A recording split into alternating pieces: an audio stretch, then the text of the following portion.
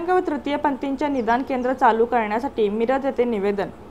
Jijau charitable संस्था मिरजच्या वतीने दिनांक 29 मार्च रोजी मध्यवर्ती निदान केंद्र चालू करण्याबाबत निवेदन दिले होते, पण आपण या निवेदनाची कोणतीही दखल घेतलेली दिसत नाही। तर या मागणीसाठी मनोज बाळासाहेब कांबळे, कुमार प्रल्हाद भोसले यांनी निवेदन दिले। महापालिकेचा 2025 जो अर्थसंकल्पामध्ये दिव्यांग बांधवांसाठी कोणतीही तरतूद करण्यात आलेली नाही। सदर अर्थसंकल्पात तृतीयपंथींसाठी लक्ष्मीनारायण त्रिपाठी तृतीयपंथींच्या सक्षमीकरण योजनेचीही जाहीर केलेली आहे।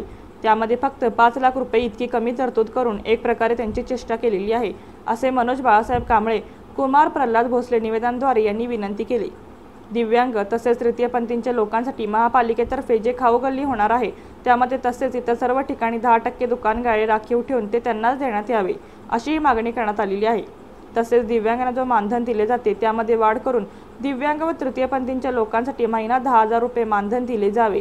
तर या निवेदनाचा विचार करून लवकर निर्णय व्हावा ही विनंती मनोज बाळासाहेब कांबळे, कुमार प्रल्हाद भोसले यांनी केलेली आहे।